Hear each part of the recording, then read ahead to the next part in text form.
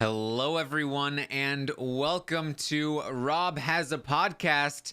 I'm your host, Taran Armstrong, and we are here tonight to talk about this Wednesday night episode of Big Brother Canada 9. With me tonight is Aysha. How you doing, Aysha? Hey, Taran. And in case we didn't hear it enough tonight, Victoria is not the invisible HOH. Definitely. Just want to make that clear. Why would you even say those words together? I'm shaking right now, Aysha, that you would even mention her name in the same sentence. It's how dare people or utter those words together as if there aren't like three people in this house. You know, somebody's got to be it, but they, you know, the audacity of them to utter her name. Also with us tonight is Jason. How you doing, Jason? Taran, I'm good. People are going to try and call me out for trying to decide whether or not to scroll TikTok or to do this podcast. But, I weighed my options, and I think I made the right choice. Look, TikTok has some great content. I don't know if any of it is coming from Big Brother Canada, but I hope they're getting their advertising in. All right. Let's talk about this episode. I'll kick us off here. This was not my favorite episode. This was not, you go to Big Brother Canada, you're like, oh, looking for just like a lovely little episode. Love to hang out with my friends from the feeds, and just, watch them hang around and do stuff, make TikToks. But then the episode comes on and they really are just hanging out and making TikToks and talking about vetoes that don't matter. This is one of those episodes where I think the reality was not really represented in the episode. We talked about that on Monday as well. It happened again today, and it's a shame because I do think there's some compelling stuff from the feeds. There's some fun stuff that we could have been watching, and instead we got this whole back and forth about a veto that was never going to be used. Ro did not plan on using the veto before he even won it. He had never intended on using this thing, and we spent half the episode pretending like he was willing to. It's Aysha. Why are they trying to milk content out of something that doesn't exist instead of showing us things that are actually happening that are fun and interesting?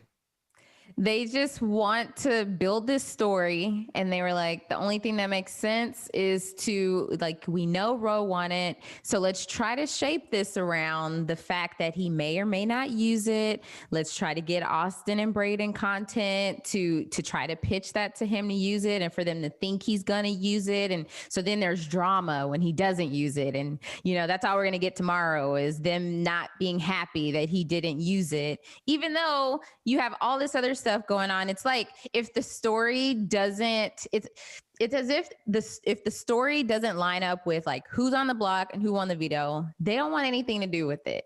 They're not thinking like us where we're already we're into next week already because this week is a done deal. But they don't care. They're not trying to shape that. They want it to make sense, I guess, for the casual viewer, but come on. Yeah. Well, we started the episode with a large segment about the post nominations. It was a very slow scene where Austin and Brayden were just in the bedroom and multiple people would come in and they just kind of like, terrible. Okay. We're so sorry. Beth ran in. That's very true. Beth eventually threw Beth did, on the bed. Woo! and Ty went, woo! It's like, where personal space, Beth? Like, these two people just got on the block. I don't care if you were their second best friend, which you are not. She just did not care. They're already on a twin, like smaller than a twin size bed. And she's like, hey, I'm getting in between that. I don't care what y'all are talking about. Like, she didn't even take a beat to see, like, get a feel of the room to see what the vibe was. She just came in and knew that she was going to jump in between them. I was like, Beth, come on. Yeah. If I was anybody, I would think that Beth was the invisible HOH just because of that. Like you're really trying to like ham it up for us. Yeah, you're not invisible. This bed does not fit 3 people. I saw you hurling yourself in my general direction, and I was very scared. Twin beds are only meant for twins to be. Only twins could have this much, have this little space between them. And you're now trying to be a triplet. We know you like triangles, but this is not it. Right. That's true.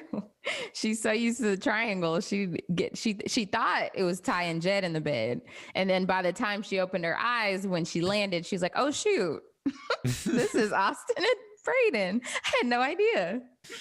Yeah, we hear so much from, and we heard it on the feeds, but they gladly were willing to show us on the episodes as well how much Austin and Brayden are upset about the fact that this HOH has double dipped. How could they?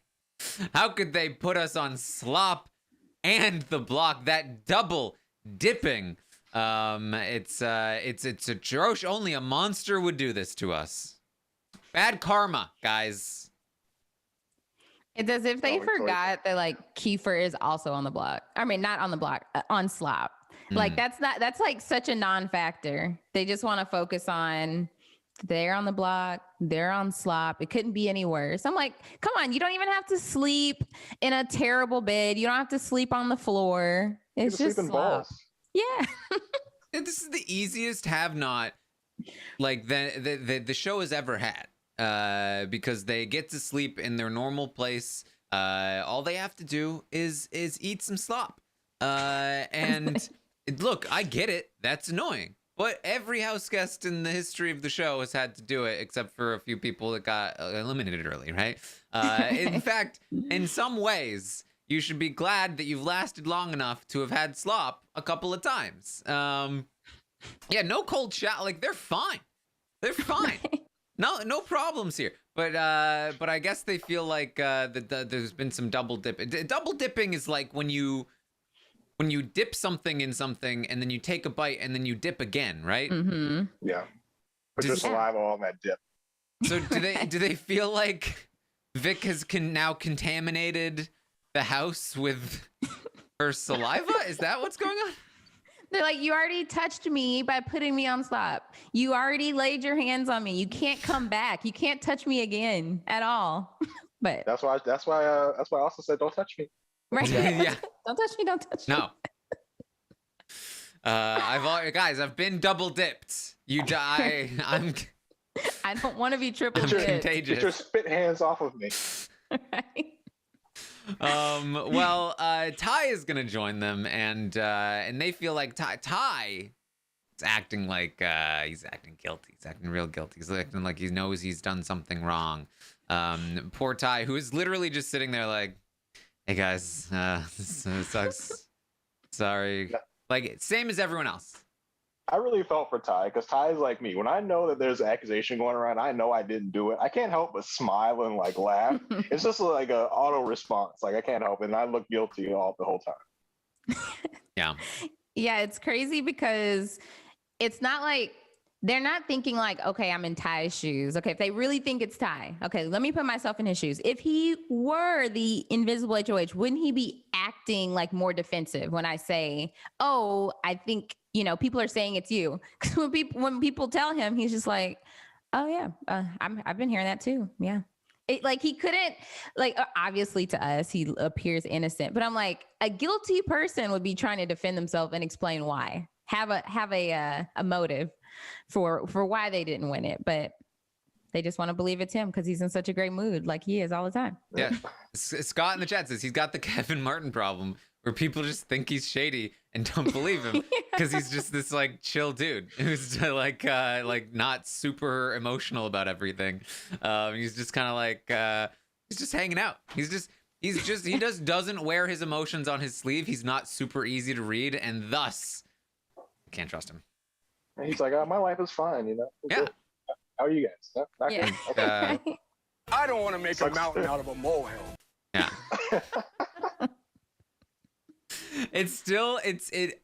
Ty in the diary room is one of my favorite things because he is so fake animated in the diary room. He has that like very forced smile on where he's like, I'm in this veto. This is an interesting one. I just picture like a producer like across the room going like, up, I need more. Yeah, every DR of his is like the third or fourth take because there's no way he gave them anywhere close to enough the first time. So yeah. Well, we get a little bit of this. We don't get nearly as much as we should, considering how kind of funny the situation ends up becoming. But the Sunsetters, the four of them who eventually celebrate in the Expedia room that we're not on the block. Can you believe someone made this terrible mistake? Like, this is what I felt like they should be leaning into more because they discuss it's Vic. It's obviously Vic. And so they talk about how it's definitely Vic. And then Kiefer goes straight from that to Vic, and he's like, deny. Don't tell a single soul. Nobody knows for sure. It's like they know for sure, Keith. That's what they were just saying. Kiefer literally was saying, "Oh no, it's Vic." He's literally like validating it. This is terrible advice. This is only making her look worse. Yeah, this is like no. You just keep lying. Could you imagine if somebody came to you for advice? They're like, "Look, I'm in this really weird spot, and I've lied about something, and I'm just not sure what to do about it." And the other person is like, in their minds, they're like, well, this person actually already knows that they're lying. And they're like, okay, here's my advice.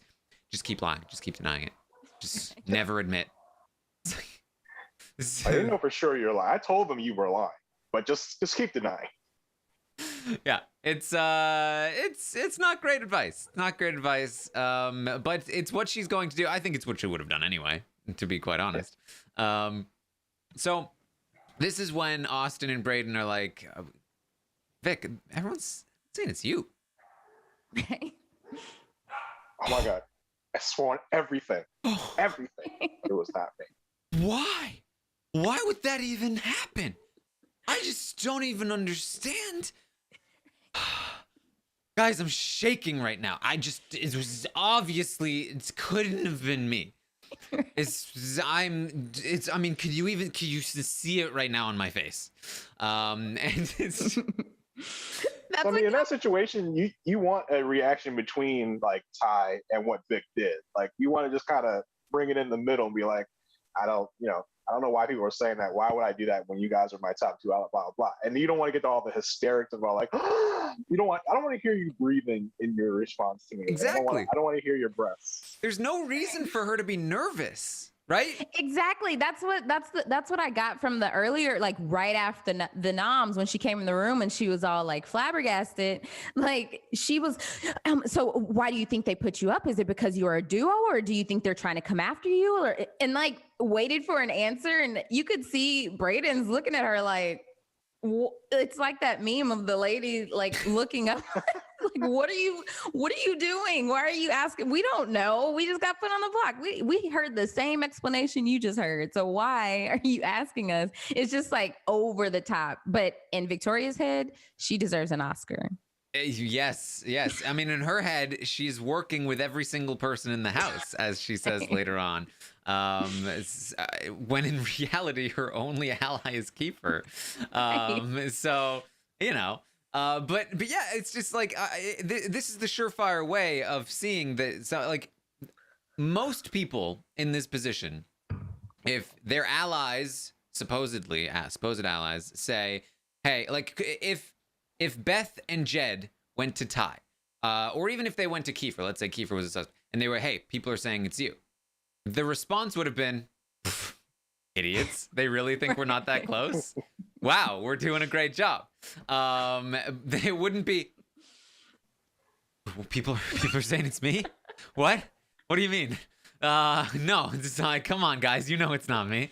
Because there's no reason to be nervous. Now, if Vic and Brayden had been like, Vic, we know it's you. Please, we really think it's you. Please just admit it. Then an innocent person might be like, what the hell? No, it's not me. Like, then they might get a little animated. But again, it's the nervousness. Only somebody who is guilty would feel that much nervousness in a situation that doesn't call for it, right? Exactly. Like, think about it.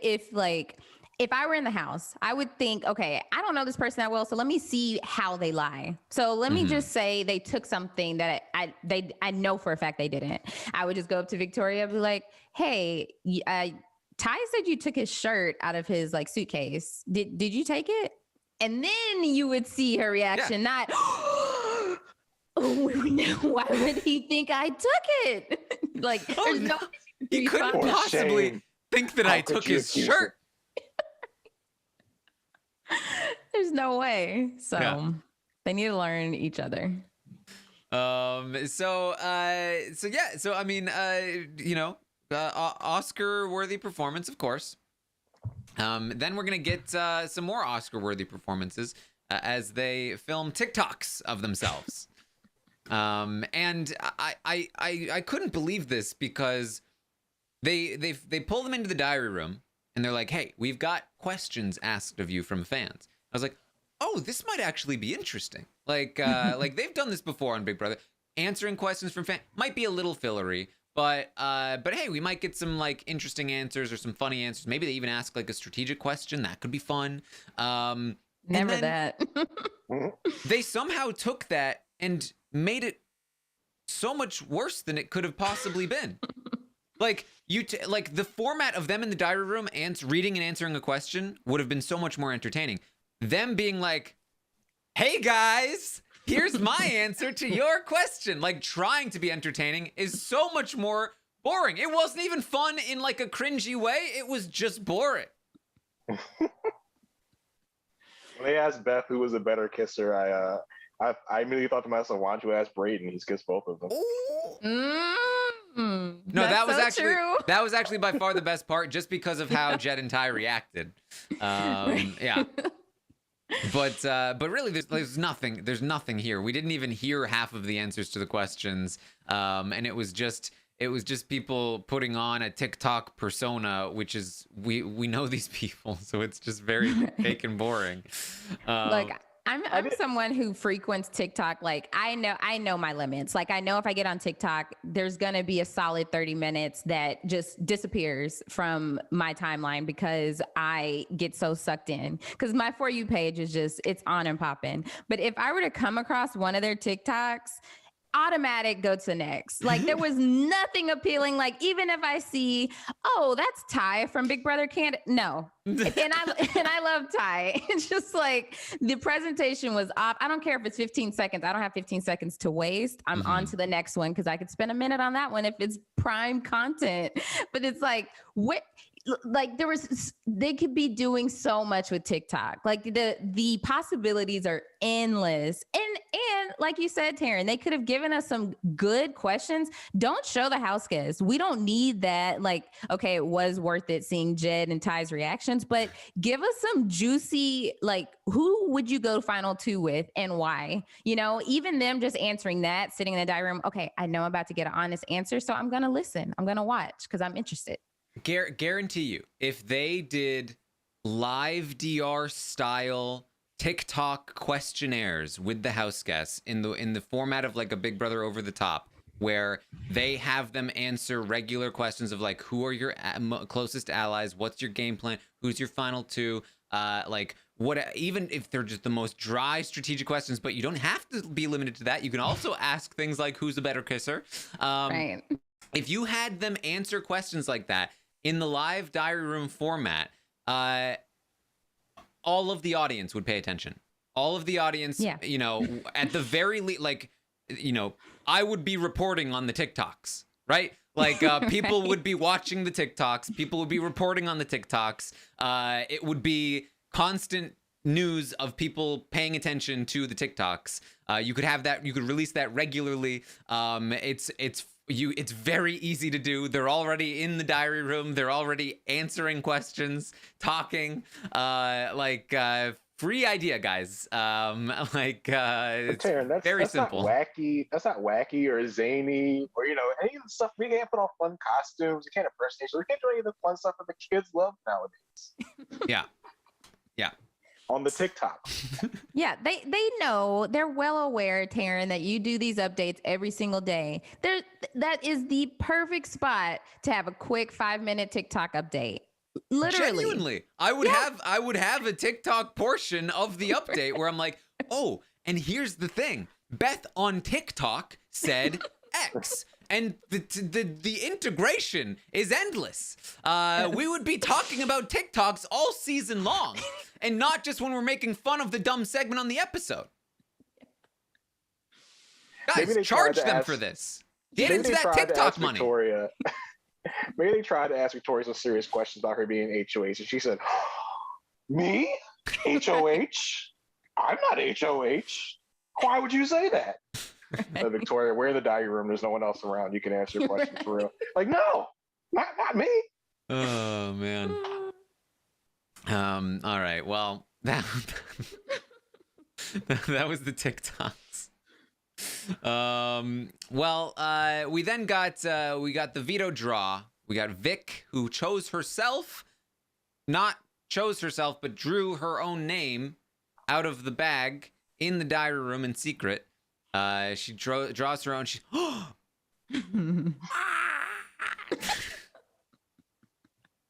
That's my Vic impression. It covers like 90% of her expressions. Literally, that was her expression when Brayden said she was the most fun person in the house during the TikTok. I bet she regretted putting him up because she's like, oh my gosh, now I love Brayden. Vic, everyone's saying you're the HOH.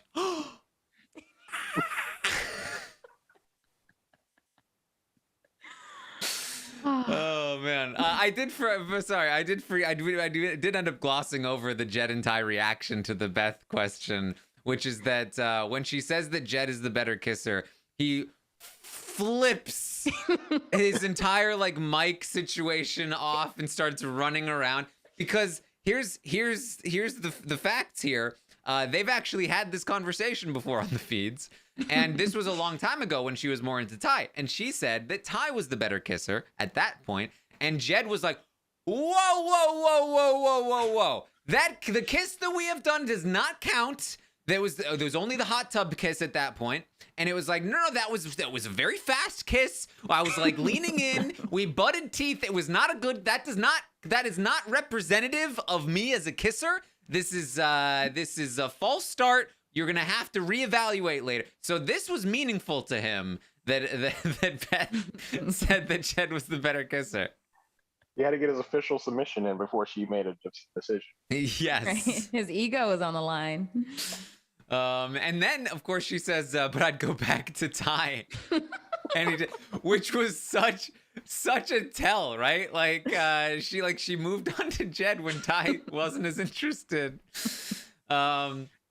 And they even talk about it a little bit later in the storage room when he's like, "Why? So why'd you choose me?" And she was like, "Well, you paid more attention to me." Right. Oh boy. Not what you want to hear. And so he kind of flipped it and said, like, yeah, I was like, all that work paid off. Like, I put in the effort. Put in the work. Put in the work. That's what he's telling himself, I think. So, all right, well, I put in the work. I talked to you more than Ty did. Yeah.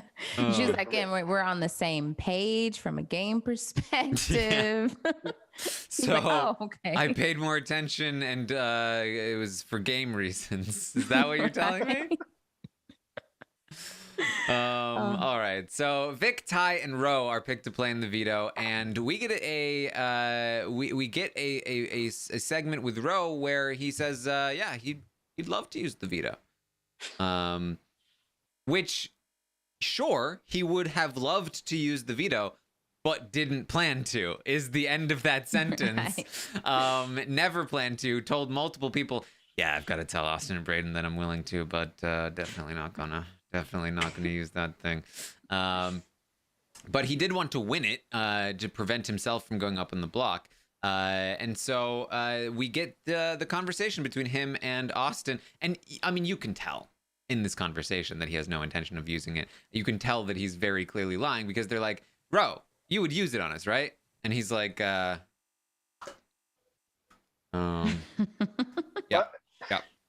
Like, I really though, noticed- you'd really you can tell us if you wouldn't. No, yeah, definitely, definitely would do it. Right. But here's the problem: like Austin, like she did this a couple of times on the episode. Like, as soon as somebody walked in the room, she was like, "Hey, would you use the veto on us if you want it?" He's like, "Oh, sure, yeah." Like, he surprised him with the question, so he has his first instinct is to say yes, and it's not even a real conversation. Mm-hmm. Yeah, what's he gonna say? No. Yeah. Like, that's awkward. Yeah, why would he say no to that question when he hasn't even won it yet?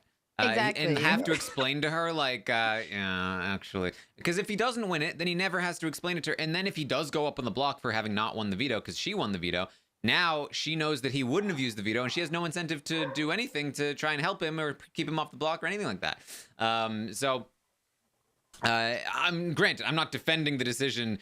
Roe did more than that. He did try to convince her that he would use it a little bit more than he did in the segment that we saw, but he never planned on using it. We get to the veto competition, and it's I actually really like this competition, and this is where I will say, the editing aside, which I am still very much not fond of, have been very impressed with the competitions this season. And this is just another example of a well-done competition for me, where it felt very balanced. It felt, no pun intended, where it was a puzzle with a small physical element. They had to carry these things, but I don't think they were that heavy, and it wasn't really that physical. Maybe they had to run back and forth a few times to bring the puzzle pieces. So yeah, being physical gave you a small leg up. But that was a small physical puzzle, followed by a purely mental puzzle. No physicality to it whatsoever. So yes, being physically fit is going to give you like a tiny edge, but it's mostly just about the puzzles. And I love that about this competition. I love that about all of the competitions so far. That, not only have they been not as physical, which was a huge problem in Big Brother 22, huge problem in Big Brother Canada 7 and Big Brother Canada 5, and even Big Brother Canada 8. Sheldon was winning like every competition. Yeah. They've changed that, and that's great. But also, there haven't been that many like studying quiz competitions either. And I like those to some degree. I like when there's a study and quiz competition in there here and there. But when you give too many, those become too. It's just, okay, whoever studied is winning this thing, and sure, it's the person's fault who didn't study, but it's still not leading to a very interesting result if the same person wins every time. So it's the competitions have been great, very great spread of winners, and I really like this competition, Asia. Yeah, but I have my guard up because I know they love those quiz. I know they love those quiz study type. I know they love the super physical ones. So it's like, are they just saving them for later in the season? Or is this season really changing how they do comps? Because yes, I love this competition. I love the puzzle. I love that Brayden couldn't figure out that there were holes on the bottom of the beams. So he couldn't even get past the first one. And I love that it was just an even playing field. So like, Austin easily could have won this one. It wasn't just like because Ty is big, he's going to win it. It's a shoe-in. I like that arriving to the comp, it's not just a shoe-in who's going to win. Even though we always know who the winner is already because of feeds, I still enjoy watching the comp because they've been entertaining. Well, it makes sense, when you have what BB Can has done with the diversifying of ages, races, sizes to kind of even the playing field, and that's a great idea. Whereas if you had diversified the cast and left everything super physical, you would have like a steamroll of a season from like Ted and Ty. Ted right. Is a perfectly acceptable way of describing the both of them, actually. Yeah, sure. Short, sweet, to the point. Yeah. Yeah, definitely. And I'm with you, Asia. I'm definitely apprehensive of the end game comps, but I do want to say, I think that part of the sort of the reason why we've had a somewhat dynamic house this season has stemmed from these competitions, and the fact that anybody can win this next HOH. Genuinely anybody. I'm not looking at it's like, Well, Cody's got about 60% of the equity. Right. Memphis has about 30. And so it's nice. It's nice to have. I hope we continue. At the very least, I love that we have this segment of a season that is a great example that like everything that we've been saying is true, that this can work out well. Diverse cast, smaller cast, more even competitions. Like it's all great stuff. Take note, BBUS. Yes, exactly. Right. Exactly. Please look up north and see what they're doing. Don't just do the same stuff. Yeah. Please. So they compete here. Roe is going to end up winning this thing pretty decisively. I mean, didn't look like anyone was even close. Maybe Austin, if she had did have a good setup down there on the floor. But Roe was the only one who had any kind of structure up. Everyone else had pieces laying all over the place. Bro Show won the veto, but he say no. Yeah. To send the Rose Show out the dodo.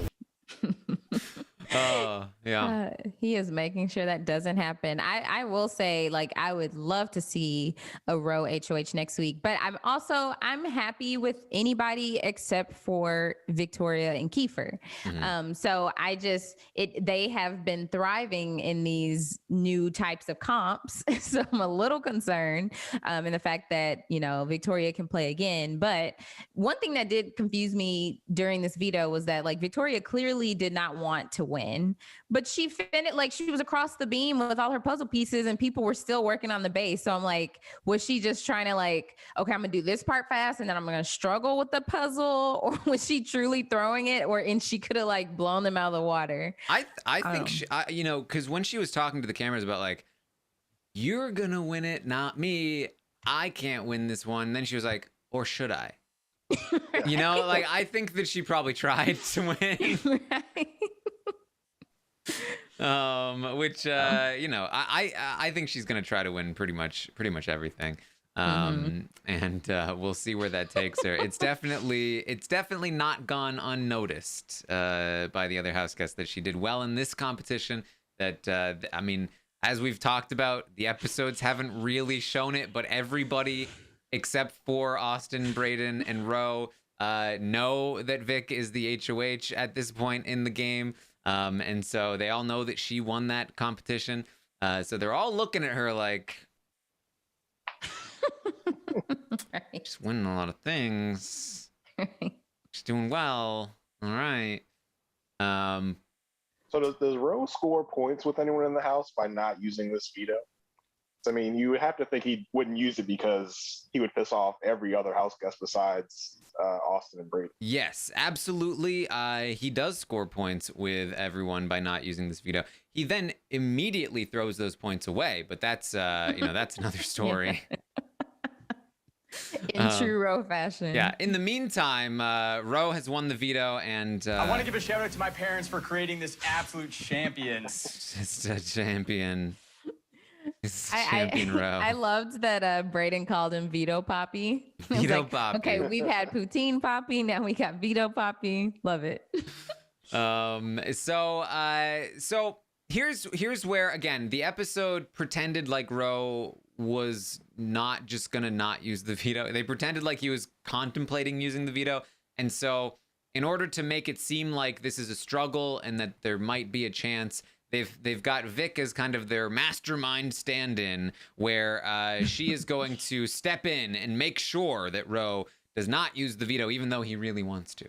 And so she is going to have a conversation with Austin and Brayden, who are like, oh, he's going to use it, and we can get Tara up. And then she's going to run it to Tara and Tina and be like, hey, they're trying to get you up, Tara. And Tara says, they haven't seen my fire yet. They haven't? I'm so scared. What do you call what's been happening? That's not your fire? Where's the fire? That's like when you get a match going and it like lights a little bit but then goes out. That's what we've been seeing so far from Tara. I guess so. And so yeah, Tara just goes on a tear. Tara goes on a tear. Well, Tara goes on the tear, but I think Tina was the one that actually used that information and tried to do something with it while Tara, went out like that, barely lit match. Yeah, well, they can't see your fire. So they make it seem like Vic and Tina go to Ro and they're like, hey, don't use it. And Ro's like, oh, now what do I do? Again, he had never intended on using it. He's then gonna go to Austin and Brayden and be like, hey, look, you gotta go to Beth and be like, hey, if one of us comes down, you can definitely vote to keep one of us, right? And they're like, is there a scenario where you don't use it? And he's like, maybe. And so they immediately go into it, and this is when Austin's gonna do some fake crying. I already went off on a rant about this in the watch party that I did, but maybe let me know if you guys feel differently. But the fake crying thing is very annoying to me in the episodes because it's like if somebody cried to you in any scenario, even in the Big Brother house, somebody cries to you, would you ever go, come on, you're fake crying right now, don't do that? Of course not. Or would you be like, oh, I'm sorry, and you would comfort them? But of course, when you do that, they then get to go to run to the diary room and be like, what an idiot. They bought my tears hook, line, and sinker. Oh, my plan is working. It's like, what do you mean? The fake crying really only, prohibits you from having a real conversation. Yeah. Because if someone's crying to me, I'm just going to tell you whatever you want to hear just to make you stop crying so that I can leave the situation. That's basically what Jed and Beth did. They were like, oh, yeah, for sure. And then they hightailed out of the bathroom to get away from the crying person. It doesn't accomplish anything. Big Brother Canada loves these moments in particular. They've had them, Anil did it, Cass did it, they love these things. But the common element in all of those, those people who did it is that they all still were sent home that week. Right. It doesn't do anything. It just gives them a little segment to be like, ooh, look at the gameplay going on. It's like, it's not anything. Yeah, it serves no purpose, and it just gave Austin this little win that she needed, I guess, because nothing else is going right for her this week. But it's like, no, even in a situation where someone felt bad for her, it would be just that. I mean, and Jed even had a good point. It's like, you need to be talking to Ro about there's nothing we can do in the situation. And she's trying to convince, or she's trying to get them to promise okay, if one of us comes down, you're going to save the other one, right? We both will stay. It's like, you're doing too much. Commit to the fake crying if that's what you're going to do. Stick with that. Leave it at that. Don't try to add all this other stuff. It's just too much for them emotionally, and all they wanted to do was leave the bathroom. So this is where the whole rest of the episode is just this back and forth about the veto, but there's no actual content here. It's just like Austin and Ro talk about the veto again. So are you gonna use it? Well, I don't know. Right. This is a tough spot to be in. Oh man, I hope you use it. Yeah, me too. And then Vic's gonna go talk to Tara, Tina, and Kiefer. You think Ro's gonna use the veto? I don't think so. I guess maybe. Man, I hope he doesn't use it. Yeah, me too. I also hope he doesn't use it. Yeah, that would be a bad thing if he used it. We really hope he doesn't use that veto. Ro's in the diary room. Nah, man, I doubt it. Should I use the veto? I don't know. People probably don't want me to, but I kind of want to, but I don't think I'm going to. It's like that's the last 20 minutes of the episode. Yeah, I was so annoyed that we kept getting commercials. I was like, why are we not to the veto ceremony yet? Why is there yet another commercial? We have 5 minutes left in this episode. But it was just you would have known that Ro was seriously considering using this veto if he had been in the diary room saying like, okay, if I use this veto to take Austin down, then I have her with me. We have Brayden out of the picture. Then we can team up with Tina and Tara, or him saying, okay, if I don't use this veto, I'm ensuring that Tina and Tara don't go on the block because I truly want to move forward with them and I don't want to ruffle any, like, you would have had that because that's how he's been talking. Like he is focused on the strategy of it all. And you would have seen that from him. And the fact that we didn't get that, I mean, I was like, that means he didn't say it. Yeah. They were careful with the editing. He said things like, this is tough. This is a tough thing to do. He said things like, I would love to use it.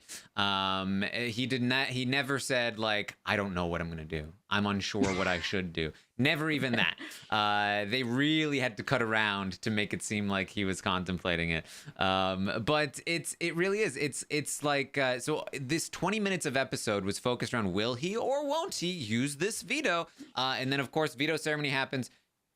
He doesn't use the veto. No. But here's all of the stuff, and this isn't spoilers. It's just what's happening. I don't know that it'll ever be on the show. But what things that they could have been showing are Jed, Ty, and Beth continuing to talk about how they are 100% sure that Vic is the secret HOH, and that she is doing their work for them. And that's great for them, bad for her, and that she's dangerous in the game, but that what they need to do is pretend like they don't know to her and pump up her ego to make her think that she's running the show. That would, showing a conversation where they're doing that would be great content. Because they literally say things like, oh man, this HOH must be the smartest person in the world. And Vic is like, yeah. And to hear, and to like cut from like Vic being like, I've got them so snowed, to them being like, we got this, would be great, would be hilarious. We've also got Tina and Tara, who also now know that Vic is the HOH. They've sussed it out as well. And they don't trust Vic anymore. Their connection to Vic has been soured because they see Vic as somebody who is just doing the boys' dirty work. And so that relationship is going south. That's interesting strategic content to know from Vic's decisions as an invisible HOH. What has this power done to her game? Bad things. But instead, we're getting this will they, won't they about the veto, and making it seem like Vic is the one that convinced Ro to not use the thing he was never going to use, and we're getting nothing from the house. And there's so much good content to mine here. Not to mention all of the stuff that we talked about on Monday about her putting herself on the block, and on all of the stuff that happened there. I just feel like there's so much good and interesting stuff that we could be seeing, and instead we just got conversation after conversation about the veto. Right, exactly. And what's going to happen, which they're putting themselves in this situation, is next week, let's say, you know, we don't want this to happen, but let's say Victoria gets HOH. Then we're there. She's going to want to talk about the ghost peppers. She's going to want to talk about this alliance she made with Ty and Jed and Beth. And she's going to want to talk about how like she's being loyal to that. So they're going to have to go back and play that from last week, spend time in the episode playing stuff from this week, next week. And then we're going to miss out on anything that actually happens present day next week. And it's just going to be like, we're going to be living in the past or missing entire pieces of what's happening in the house. Right. And like next week, when Vic is telling us in the episode, I'm working with every single person in the house, and they're making it seem like she's completely gotten away with this and nobody believes that it was her. Next week, when, everyone's throwing her under the bus, they're going to have to come up with fake reasons as to why, because they never explained what happened this week.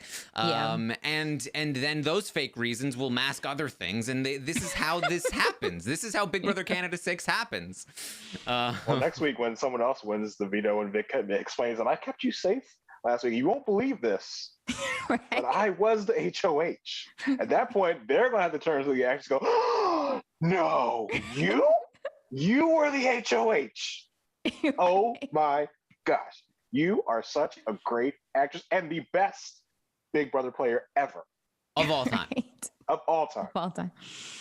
And no matter who stays of Austin and Brayden, she's gonna go. Let's say whoever stays gets HOH. She's gonna go to them and say that, hey, I was HOH. I was the secret invisible HOH, and they're gonna be like, Vic wants me to believe she was the invisible HOH. I know it was Ty. Oh boy. Oh boy. Well, that's basically what we had from the episode. Anything else that you guys wanted to talk about from the episode? Just that Austin gives me major Kardashian vibes. Just how she's so pissed, but she gives us no expression with it. She's like, I'm so livid that I'm on the block. And it's just like, Austin it's hilarious because Such bad karma. right. She gives us such minimal expression. The most expression I've seen from her was in that TikTok. The double dipping. But she can fake cry though. You didn't see that? She was like, "Did you see that fake cry?" Right. Welling up with tears in her eyes. Right.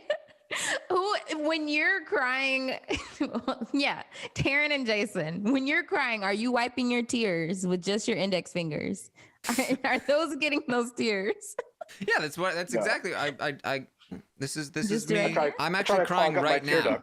Right. Clogging up my tear ducts right there. Right. Yeah. You want to get those. You don't want to mess up the bags under your eyes. You just want to dab, dab, dab, and then you're good to go. No, I get a full arm. I'm like.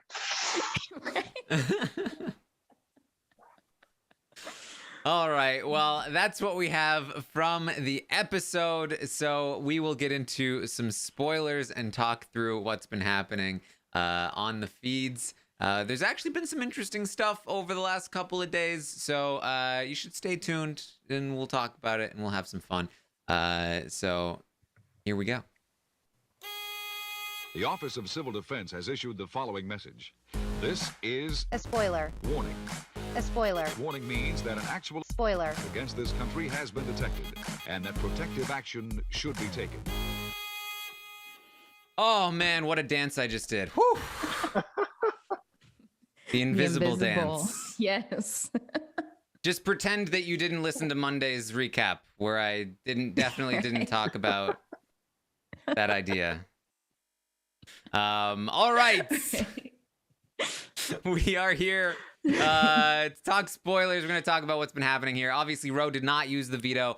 Austin is in deep trouble here as we head toward eviction night. However, just this morning, she did do a little bit of campaigning, which I was very happy to see. This is the Austin that I've wanted to see all season long. She's finally here. She's finally talking. She's making points. And the points are kind of landing because Beth was kind of in a primed state to hear them. Because the night before, Jed had asked her, he was kind of joking around with Beth. And Jed was like, hey, Beth, do you think what would you have done in this game if Ty and I hadn't been here? And it's really implied to Beth, like, what is that supposed to mean? Is that are you saying that my entire game is based around you guys? And he said it in front of other people. That comment got in her head. And so when Austin is pitching to her in the morning, she's kind of listening. She's kind of listening like, oh, Austin will take the shot at the guys.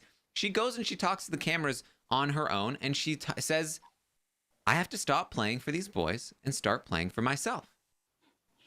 Oh. What? Oh, okay. I would love to see a Beth scorned. And so Jed comes by and she talks to Jed about the possibility of flipping the vote and keeping Austin. And interestingly enough, she tells Jed that, Austin said she'd go after Vic and, Ro. And he's like, real? Well, I feel like she'd come after us. Says, no. I mean, I feel like if we keep her, she's a target. She would take shots that we don't want to take, like going after Vic. And the Vic's target has grown heavily over the week. And so a lot of people like Ty, Jed, they really do want Vic gone. They just don't want to do it themselves. And so the idea that Austin could step in and do it for them is a very appealing idea. And so she's pretty, she's lying to Jed in this conversation, tricking him into being open to keeping Austin. And she brings up the comment to him as well. And this is why I knew this is the comment that got in her head, because she's like, when you said that the other night, do other people believe that my game is, just basically, you guys' game? And he's like, I was just joking. And he's not do a great job of settling this, Aysha. Not at all. And the fact that this is her first time kind of coming to that realization, that's how the jury would perceive her game. It shows you how sucked into this throuple she's been, because this shouldn't have been your first realization. This shouldn't be the first time you've heard this and realized, oh, people might see that if it weren't for the boys, I wouldn't be in still here, like that they're saving my game, or that I'm in between them. And so, Jed definitely could have done a better job, trying to convince her that wasn't the case. But still, it's like, is Austin, too late to the party? It's Wednesday. It's like showing up. Your friends have been planning a trip to, let's say Texas. Your friends have been planning a trip to Texas, and then you show up like when flights are booked and bags are packed. You're like, no, we should go to Hawaii. And they're like, oh, but we've already planned to go to Texas. Like, everything's in place already. Like, we're good. And even though it's a better idea, it's too late. Yeah. Hawaii sounds great, but right. And Jacob Jones has us convinced we need to go to Texas. So. Right. All right. So this idea of a flip was possible, but it has since basically been shut down. The only way it could happen, really, and the way it was pitched, is that it would be Tina, Tara, Ro, and Beth as the 4 votes out of 7 to keep Austin, and then Beth would blame her vote on Kiefer, which, first of all, I don't think would work, because Kiefer has been very anti-Austin always, and Beth has been very open about the fact that she's been wavering about maybe keeping Austin, and she'd have to lie to the guys about it all game long, and Kiefer would be adamantly saying the opposite. Like, this is not a good position to be in a 50-50 scenario with Kiefer when it comes to the guys. They would not trust her anymore. It's a bad idea. So the only other way is to convince the guys, which she was kind of doing. And then I guess if Austin nominates them, be like, oh, whoops, I got tricked too. But the problem there is that Austin's been also campaigning to Vic and other people about how she's going after the guys, and Vic is not going to be as careful about the information. And so the guys are not on board to keep Austin. Ty in particular, not on board to keep Austin. He feels like he wants to be with Brayden, and that's because of another big thing that has not yet reached the episodes, and that's I don't think there's a name for them yet. Brayshawn. Brayshawn. There you go. I would say that I just thought of that. I haven't seen that on Twitter. I thought of it, but we could table it. But I'm throwing out Brayshawn. Brayshawn's not bad. I was gonna go with Titan. Titan's pretty good. Titan. But yeah, I don't know. Well, I guess the audience is gonna have to. The audience has been very bad about ship names this season. I'm just gonna point that out, because I keep asking for them, and the best we have is the thruple, the triangle. People say TNT, but that's only because they say TNT in the house. And there was no official Costin name. There was no. The Showtime is what we had for Ro and Kyle. So get on top of this, guys, because Right. I rely on you guys for the nicknames. Right.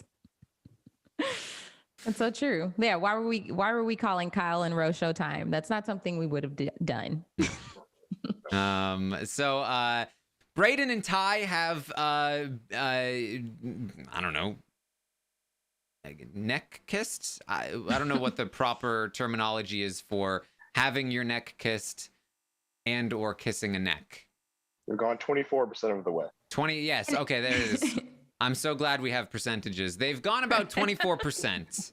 And. But here's my confusion.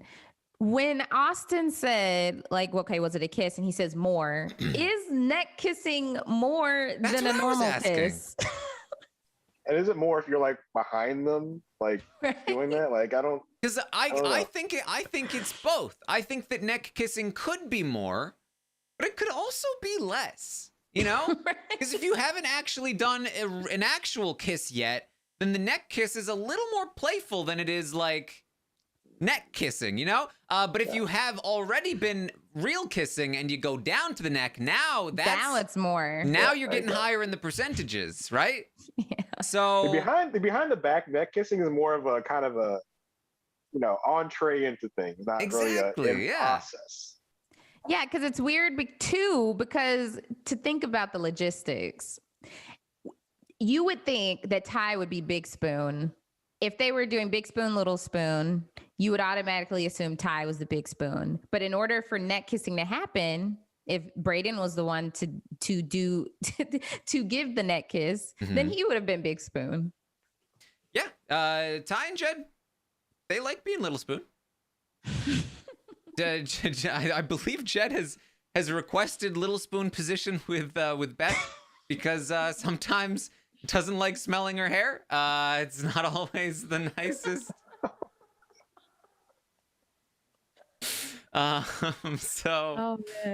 Jed, real charmer. That's, they're a match made in heaven. They really are. They know how to make the other feel better, for sure. So Ty and Brayden have been developing a relationship. Ty feels like he can bring Brayden in.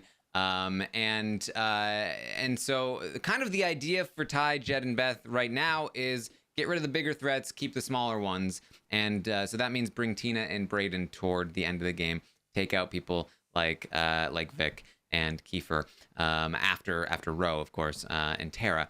So that's kind of the game plan. That's what they are sticking to. And Austin is, in fact, going to be evicted here tomorrow night, if nothing else changes, which it doesn't seem like it will. But that does mean that heading into the next HOH, we have a lot of people targeting Ro, and that's because he really stuck his foot in his mouth with Beth and exposed the fact that he is going after the guys. And this was before she had her eureka moment of, I need to maybe not work for the guys. And so she told them about it. And so now they're all going after Ro. And so half the house is going after Ro. Half the house is going after Ty and Jed. There's been a little bit of movement between Ty and Jed as to who's kind of in the lead in terms of not being targeted. And that is that a few days ago, Ty and Jed talked about how Ty was like, I hate this duo thing. We got to get this duo label off of us. And so he's been working hard on Kiefer to be like, yeah, I'm not a duo with Jed at all. He would choose Beth, right? And that's music to Kiefer's ears, who is like, yeah, Beth gets in the way of our friendship. And so he has developed this relationship with Kiefer. Kiefer, who just a few days ago was saying, Jed's my boy, would never turn on Jed, day 2. Just today was like, you know what? I kind of feel like I'm with Ty more now. And that's huge. That's huge for Ty because every vote's going to matter, I think, if they end up on the block together. And every vote's going to matter if they end up in the final 2 together as well. So, both scenarios are possible. And so I'm happy to see Ty making some progress here because he's kind of got Brayden maybe now. Kind of got Kiefer maybe now. Hopefully he can keep working on those relationships. I think he's still very loyal to Beth and Jed. But having those other options will be great for him if and when the shot gets taken here, Jason. Yeah, Ty also has to pay more attention to Beth so she can get back in the lead for her affections. We know paying attention to her is going to. I know he's busy with Brayden, but he's also got to stay busy with Beth too. Right. I don't know if he's interested in paying that much attention. Yeah, he seems over it. You don't have to be actually interested. Like, just pay some attention. I mean, fake it till you make it. Yeah, exactly. I think it's too, like, to see, like, Jed and Ty's reaction to not going on the block this week. They're like, how the heck did we escape this? I think they know it's inevitable that they will end up on the block together. Like, no one's putting them up with Beth initially, or you would hope not, because that would be so dumb. But I think that because Ty is well aware of that, like it's going to happen in the next few weeks, he is hedging his bets. He's getting in close with people. He's having good conversations with Tina and Tara and, having conversations with Tara, which he doesn't want to be doing in the first place. But he is doing it anyway because he understands that his game could be on the line and he could need her vote at some point. So I'm really happy to see this from Ty because I really like Ty. He is a great guy. I would love to see him win the whole thing. So, fingers crossed, like this pays off and he is consistent and sticks with it, because I think it's going to happen. If it doesn't, that would be crazy. So at the moment, who does Jed have besides Beth? Well, so Jed does still, I think he's still, he's certainly fighting for the attention of Vic. I think that Vic probably leans Jed of the two of them, but I think she could go either way. The reason being, she's told Jed more information than she's told Ty. And Jed is the person who came to her about the ghost peppers. Jed seems to be a little bit more of the connection that she has to the guys. However, it does seem like now that Kiefer is kind of with Ty, Brayden is a little more with Ty. Both of those people just a few days ago were more Jed people. And if they're both more Ty people now, that's huge, because Tina and Tara have gone back and forth plenty of times where they've said, like, hey, Ty's the bigger threat, Ty's the bigger threat, Ty's the bigger threat. Maybe Jed's the bigger threat. Maybe Jed's the bigger threat. Now Ty's the bigger threat. Maybe Jed's. They could go either way. So I think that, having people like Kiefer, who has an in with Tina and Tara, who can be like, I can work Ty. Jed is with Beth. I don't know if I can work Jed. That's going to be huge, I think, when it comes to who is going to be targeted. That's where I kind of feel like that's where it is. Emily in the chat said 100% Vic says Jed is hotter, aka she'll protect Jed more. Very true. And yes, the fact, and we've been kind of waiting for this, but the fact that Jed is now the closer one to Beth certainly does put a little bit more of a target, I think, on his back. But again, once they're on the block, anything can change, and that's, I think, what I've been trying to stress for a while, which is that even if they do lean Jed now more, they could end up on the block, and they could have this conversation where they go, you know what, Jed's a bigger target to stay in the game. Jed and Beth, the showmance, will remain a huge target and distraction for us. Maybe we should take out Ty, who would slip under the radar a little more if he stayed.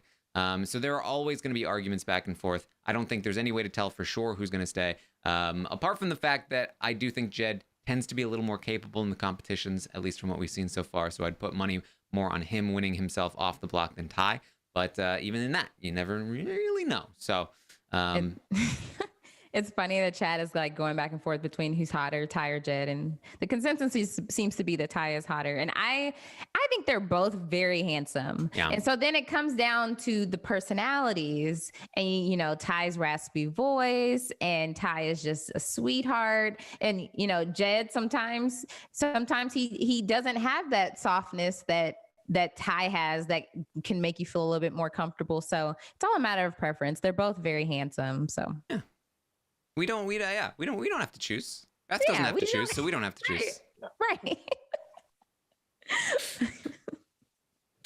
Oh, all right.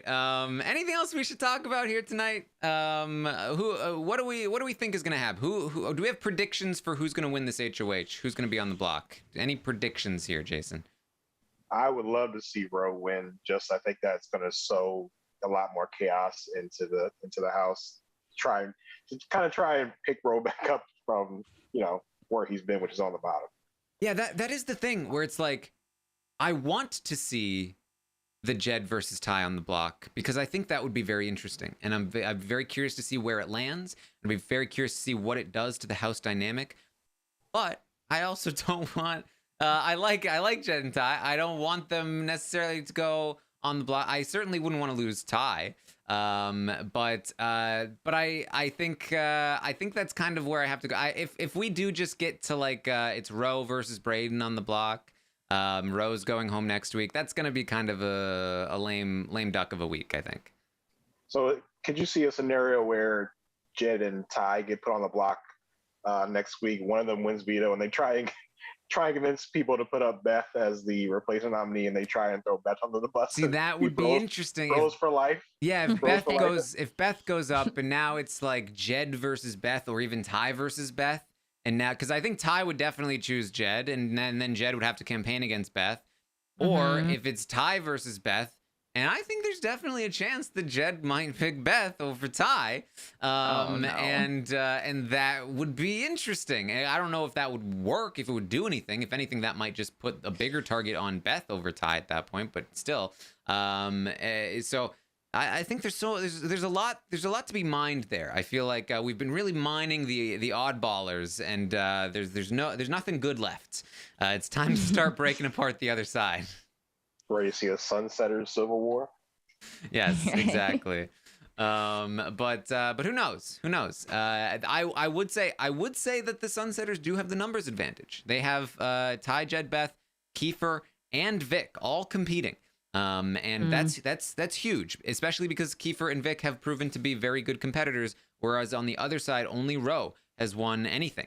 And that's not great for the chances of the oddballer side. But you also have people like Kiefer and Ty and Jed and Beth all saying, like, I don't know if I need to win. They might not be competing as hard as they could be. But usually in those scenarios, like, your instincts kick in and you just compete. So I wouldn't rely on that personally. And so I would predict that we're going to get another Sunsetter HOH, and that we'll probably see Ro and, either Brayden or Tara on the block.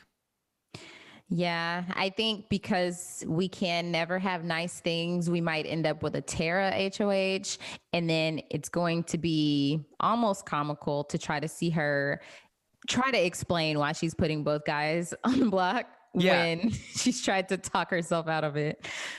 See, that's the only thing. The only person I don't want to put up Ty and Jed is Tara. I just don't want her to have that.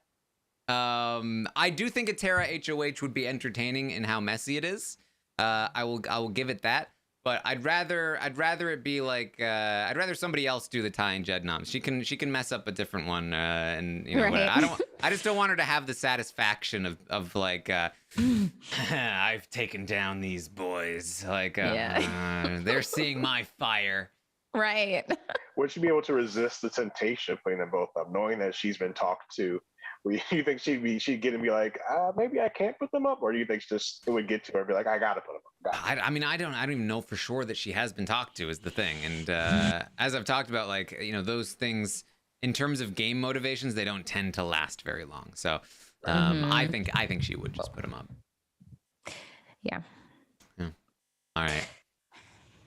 So, well, we'll see. I don't know. We'll see. But I mean, I'm hoping for a good week. I don't want whoever to win, and then we just know that like Ro and Brayden are growing up. Like, that's what I don't want to happen. So whoever can win, where that's not the nominees, then I'll be happy.